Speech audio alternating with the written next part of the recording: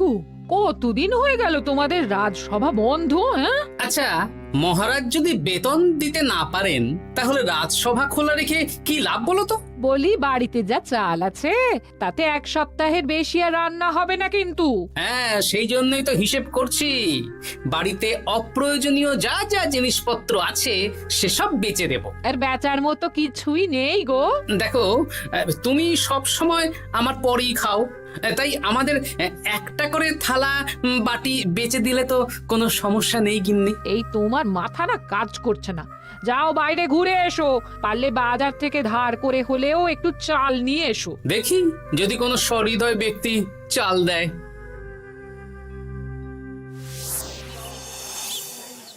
না গোপাল দাদা, বাজারের অবস্থা খুব খারাপ, আর আমি ধারে বিক্রি করছি না। আহা, আরে আমি কোনোদিন তোমার এক আনাও বাকি রেখেছি বলো?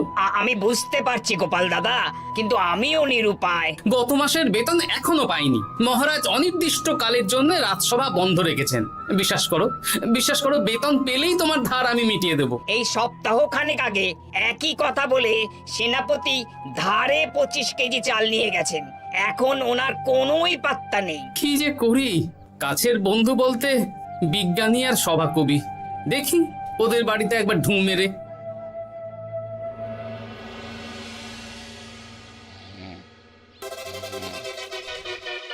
কৃষ্ণনগর কৃষ্ণনগর কৃষ্ণনগর শূন্য। হ্যাঁ, এবারে একটা মোহরও নেই। জাহাপানা সর্বনাশ হয়ে গেছে। কি হলো? পালে বাঘ পড়েছে নাকি? এই ঘুমের 12টা বাজিয়ে দিলে। জাহাপানা, এবারে কৃষ্ণনগর থেকে একটা মোহরও খাজনা আসেনি। হ্যাঁ, বলো কি? 1 মাস আগে বাৎসরিক খাজনা দেওয়ার শেষ দিন ছিল, কিন্তু এখনো একটা মোহরও খাজনা আসেনি। না জাহাপানা। পড়েছে এই বেগমের জন্য হীরের হার, হীরের কানের দুল, হীরের নাকছাবি বানাতে দিয়েছি। উজির, যা হোক করে কৃষ্ণনগর থেকে আমার খাজনা চাই চাই। তাহলে তো কৃষ্ণচন্দ্রকেই তলব করতে হবে। যা করার করো। বাবা, এই সময় তোমার শখ হয়েছে ময়না পোষা? আরে না না, আমি পুষিনি। একটা পশ্চিমের গ্রামে কদিন আগে ঘুরতে গিয়েছিলাম। আচ্ছা, ওখান থেকে নিয়ে এসেছো? না, তাও আনিনি, ছোলা খেতে দিয়েছিলাম। দেখি তারপর আমার পিছনে পিছনে উড়ে উড়ে চলে এসেছে। বাবা, এ তো ভালো কথা। বিয়ে তো করলে না, তাও একটা সঙ্গী জুটেছে। এ যে সে পাখি নয় গোপাল, এ ময়না কথা বলে, দেখবে। এই ময়না, বলো তো গোপাল এসেছে। আরে বাস, বলো তো গোপালের ভুঁড়ি আছে আমার নেই। বেশ বেশ বেশ। এ ভোরবেলা আমার কাছে আসে, সারাদিন আমার কাছে থাকে, আবার সন্ধে হলেই নিজের বাসায় নিজে নিজেই ফিরে যায়। বুদ্ধিমান পাখি। ওই গ্রামে শাখে শাখে ঝাঁকে ঝাঁকে ময়না। বেশ, বুঝলাম। তা বিজ্ঞানী, তোমার কাছে আমি আসলে একটা দরকারে এসেছি। বলো কি দরকার? আসলে ওই টানাটানির সংসার চলছে, বুঝলে। বাড়িতে চাল বাড়ন্ত, কদিন পরে হাঁড়ি চড়বে না। তুমি কিছু পয়সা ধার দিতে পারবে? আরে এমন করে বলছো কেন? আমার তো সংসার নেই, এত খরচও নেই। তুমি বাড়ি যাও, আমি 2 বস্তা চাল পাঠিয়ে দেব। ধন্যবাদ বিজ্ঞানী, তোমার মতো বন্ধু পাওয়া মুশকিল। বন্ধুত্বে এইসব ধন্যবাদ দেওয়ার দরকার নেই, একে অপরের পাশে থাকলেই হলো।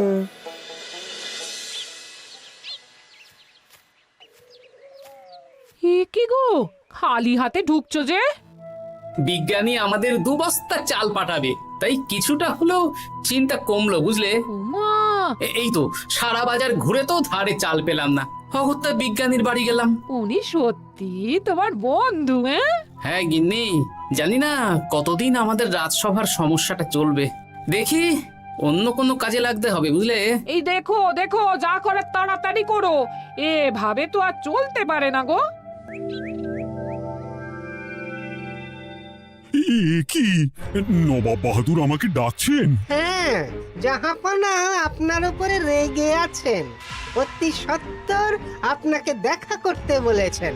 এবারে চাষাবাদের মন্দার কারণে রাজস্ব আদায় তেমন ভালো হয়নি, তাই খাজনা পাঠাতে পারিনি। আর কিছুদিন অপেক্ষা করতে বলুন, আমি ঠিক খাজনা পাঠিয়ে দেব। এখন আর খাজনা নিয়ে কথা বলবেন কিনা জানি না। আপনাকে নবাব এই আদেশ পাঠিয়েছেন, আপনি 2 দিনের মধ্যে নবাব বাহাদুরের সাথে দেখা করবেন। আচ্ছা ঠিক আছে।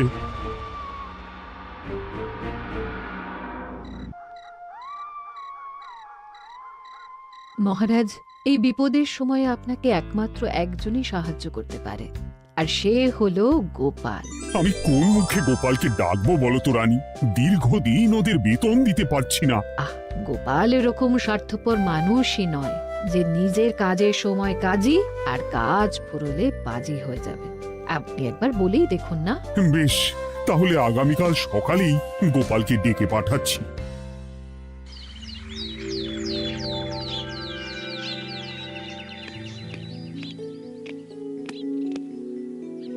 আসতে পারি মহারাজ? হ্যাঁ গোপাল, এসো এসো।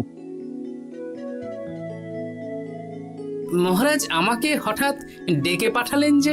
শোনো, নবাব বাহাদুর বলেছেন ওখানে যেতে হবে, কারণ এবারে কৃষ্ণনগর থেকে কোনো খাজনা পৌঁছয়নি। মহারাজ, আপনি গেলেও বিপদ, না গেলেও বিপদ। হ্যাঁ, সেটাই তো আমাকে সবচেয়ে বেশি ভাবাচ্ছে, কিন্তু না গেলেই যে নয়। তাহলে এক কাজ করি মহারাজ, আমিও বরং আপনার সাথে যাই। যা বিপদ আসবে একসাথে লড়বো। ও গোপাল, তুমি যেন আমার বুক থেকে পাথর নামিয়ে দিলে। তোমাকে যে কি বলে ধন্যবাদ জানাবো। তাহলে কখন বেরোবেন বলুন? আজকে সন্ধ্যের দিকে বেরিয়ে পড়বো, তাহলে কাল সকাল সকাল মুর্শিদাবাদ পৌঁছে যাব।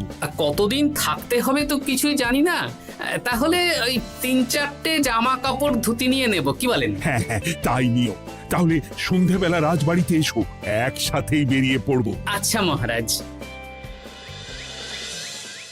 বলি, তোমার কি মুর্শিদাবাদে না গেলেই নয় গো? আমাকে তো যেতেই হবে গিন্নি। জানি নবাব বাহাদুর কিভাবে ছক করে কল করে, তুমি সাবধানে থেকো গো। দেখো, আমি যখন যাচ্ছি তখন নবাব বাহাদুরকে এবার সাবধানে থাকতে হবে। হ্যাঁ, ঠিক আছে, মাথা ঠান্ডা রাখবে, বেশি ওস্তাদি করতে যাবে না।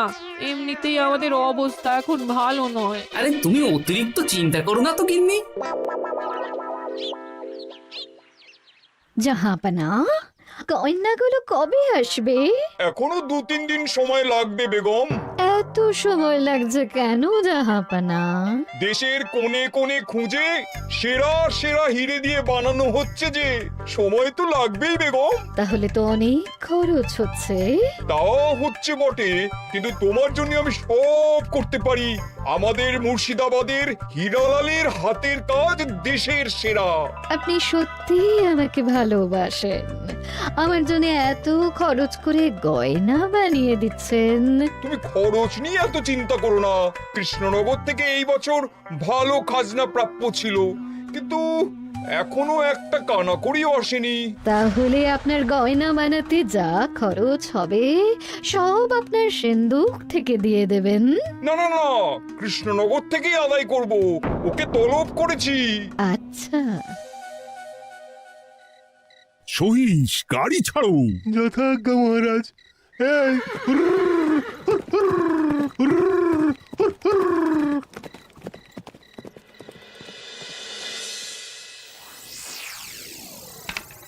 এত রাতে আবার কে এলো রে বাবা? খুলছি।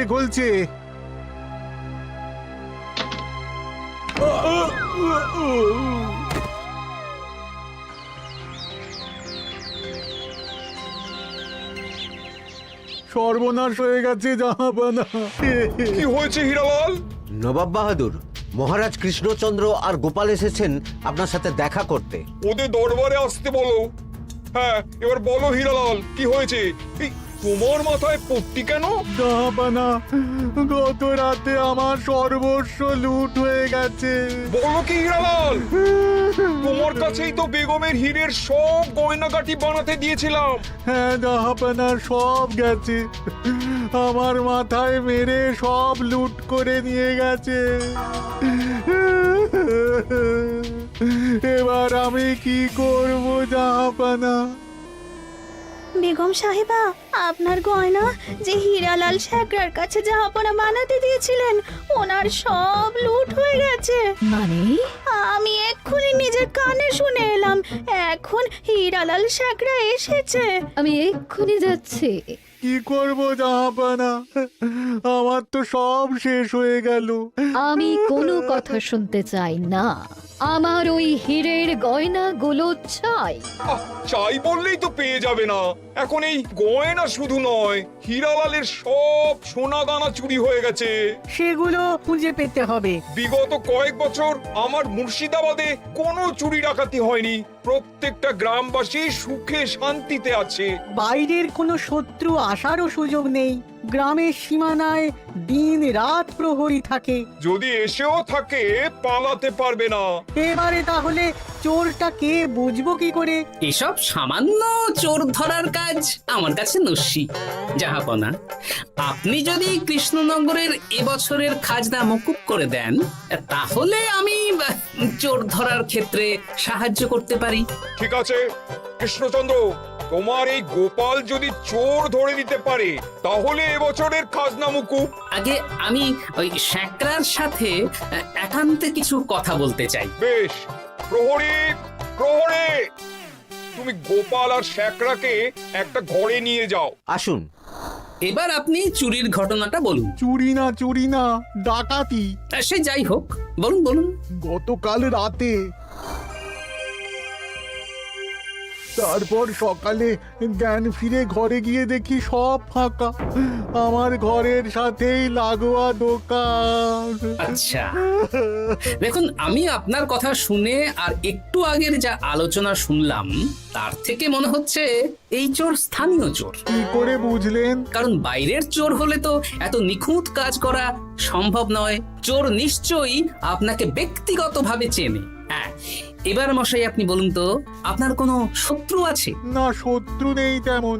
আমার সাথে কারো সম্পর্ক খারাপ নেই। আর আমাদের পাড়ায় সবাই ব্যবসায়ী, সবাই সম্ভ্রান্ত লোকজন। বেশ, তাহলে সব ব্যবসায়ীদেরকেই ডাকতে হবে।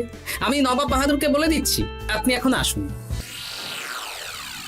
নবাব বাহাদুর, আপনি ওই গ্রামের সকল ব্যবসায়ীদের আপনার মহলে ডাকার ব্যবস্থা করুন। সবাই কিন্তু বেশ সম্ভ্রান্ত ব্যবসায়ী। সে হোক না, ওই গ্রামে তো সবাই ব্যবসায়ী, আর বাইরের কোনো লোক গ্রামে ঢোকেনি বা বাইরেও যায়নি। তাই যদি কেউ চোর থেকে থাকে, তাহলে ওই ব্যবসায়ীদের মধ্যেই আছে। বেশ, আমি সবাইকে আমার মহলে নিয়ে আসার ব্যবস্থা করছি। আর একটা ফাঁকা বড় ঘর চাই, যেখানে চোর ধরার পরীক্ষা হবে। আর সেই ঘরে আমাদের কৃষ্ণনগরের ঘোড়া চোর ধরবে। হ্যাঁ, ঘোড়া চোর ধরবে? হ্যাঁ, যে ঘোড়ার গাড়িতে আমরা এসেছি সেই ঘোড়া। যদি চোর না ধরতে পারো, তাহলে পুরো খাজনা তো গায়ের জোরে নেব, সাথে সাথে কৃষ্ণনগরটাও কেড়ে নেব। আমার উপর একটু ভরসা রাখুন নবাব বাহাদুর, আর যা বললাম করুন। বেশ, শুনুন, এই ঘরে আমার এক প্রিয় ঘোড়া আছে, আর সামনে একটা বালতিতে ছোলা সেদ্ধ রাখা আছে। আপনারা সকল ব্যবসায়ীগণ একে একে যাবেন, দরজা ভিতর থেকে বন্ধ করবেন, আর ঘোড়াকে এক মুঠো করে ছোলা খাইয়ে ফিরে আসবেন। তারপর কি বাড়ি চলে যাব? না, সবার ছোলা খাওয়ানো হয়ে গেলে আমি ঘোড়ার কাছে যাব, আর ঘোড়া কানে কানে আমাকে বলে দেবে কে চোর। তাহলে আর দেরি কেন? সবাই একে একে যাও।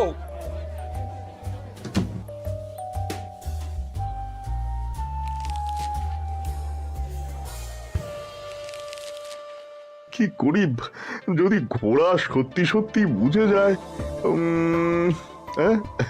ছোলা খাওয়াবোই না।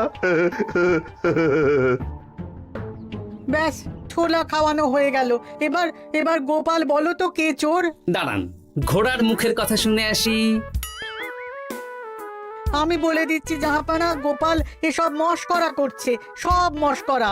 ঘোড়া বলে দিয়েছে কে চোর। বলো গোপাল, কে চোর? তার আগে সকল ব্যবসায়ীর হাত দেখে আমি পরীক্ষা করতে চাই। সে দেখো, কিন্তু বলো কে চোর? দেখি দেখি না, দেখি আপনারটা। না, আপনিও না।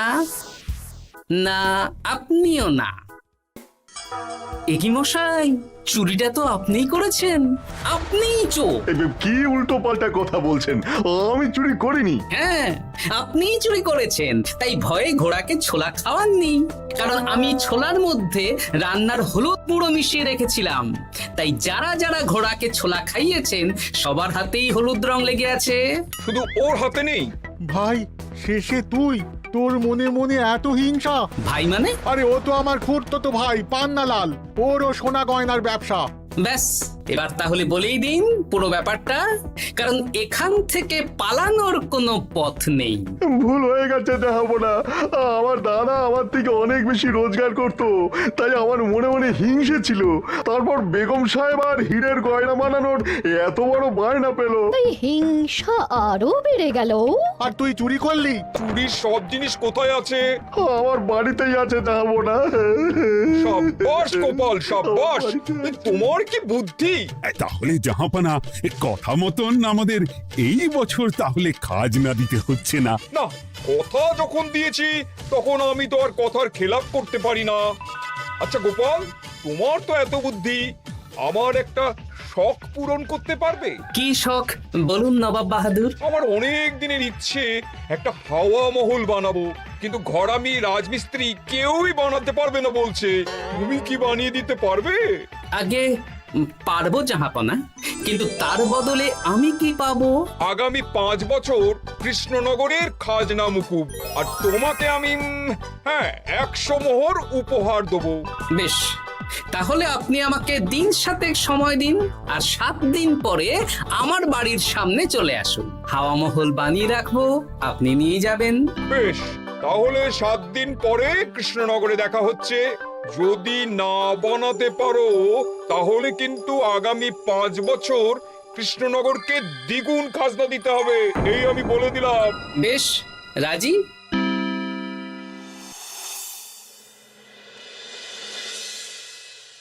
বেশ, তো বড় মুখ করে বলে দিলে হাওয়া মহল বানাবে।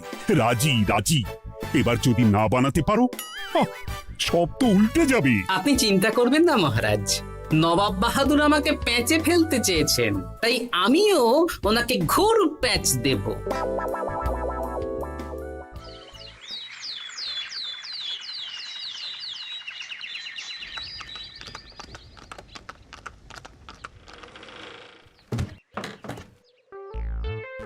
কি গোপাল, আরে কোথায় আমার হাওয়া মহল? 7 দিন হয়ে গেছে তো, তাই মহল দেখতে চলে এলাম। কাজ একদম শেষ পর্যায়ে, চলুন পশ্চিমের মাঠে চলুন। গিন্নি, তুমি মহারাজকে খবর দাও আর বলো পশ্চিমের মাঠে চলে আসতে। আরে তাড়াতাড়ি কর, তাড়াতাড়ি কর। ওই দেখুন, আপনার হাওয়া মহল তৈরি হয়ে গেছে। কই? উপরে দেখুন। ওরে, নবাবের হাওয়া মহল বলে কথা, ইট কথা হয়ে গেছে। এবার রং কর, রং কর। হাওয়া মহল রং করছি তো, এত তাড়া দিস না। আরে তাড়াতাড়ি কর, তাড়াতাড়ি কর। আরে এসব আবার কি? ময়না পাখি হাওয়া মহল তৈরি করছে? হ্যাঁ, হাওয়া মহল তো, তাই হাওয়াতেই তৈরি হচ্ছে। হাওয়া তো আর চোখে দেখা যায় না, আমি তৈরি করিয়ে দিয়েছি। এবার জাহাপানা আপনি নিয়ে যান। হয়ে গেল, এবারেও গোপাল দাও মেরে দিল। মানে আমি কি করে? সে তো জানি না জাহাপনা, আপনি বলেছিলেন হাওয়া মহল বানিয়ে দিতে হবে, আর আমি আপনার আবদার পূরণ করেছি। এখন আগামী 5 বছর আমরা খাজনা মুক্ত। সাব্বাস গোপাল। ওরে, রংটা ভালো করে কর, ভালো করে কর। নবাবের হাওয়া মহল। গোপাল, তুমি সত্যিই বুদ্ধিমান, তোমার বুদ্ধির জবাব নেই। শোনো, আগামী 5 বছর কৃষ্ণনগরের খাজনা মুকুব, আর এই নাও তোমার 100 মোহর উপহার। এবার বলো তুমি এই অসম্ভবকে সম্ভব করলে কি করে? আমি বুঝতেই পেরেছিলাম আপনার মুর্শিদাবাদের চোর ধরার পরে আপনি আমাকে যখন হাওয়া মহল বানাতে বললেন তখন নিশ্চয়ই কোনো উদ্দেশ্য আছে, কারণ আপনি তো মন থেকে চাননি যে খাজনা না দিয়ে আমরা মুক্তি পাই। তাই গোপাল এই চালটা চাললো। যদিও আমি গোপালকে একটু সাহায্য করেছি। কিরকম সাহায্য? কদিন আগে আমি বিজ্ঞানীর ঘরে গিয়ে দেখি একটা ময়না হুবহু মানুষের মতন কথা বলছে, আর বিজ্ঞানী বলল এরকম অনেক ময়না পাখি আছে। ব্যাস এই এক সপ্তাহ ধরে আমি ময়নাগুলোকে বিভিন্ন বুলি শেখালাম, আর ওরা সেগুলোই বলে চলেছে। নয় হ্যাঁ।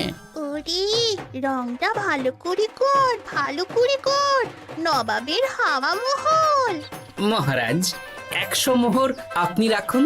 আমাদের সব সভাসদদের এই মোহর থেকেই আপাতত বেতন দিয়ে রাজসভা শুরু করুন। ধন্যবাদ গোপাল, তোমাকে আমার সভাসদ পেয়ে আমরা সবাই ধন্য। আর বিজ্ঞানীকেও।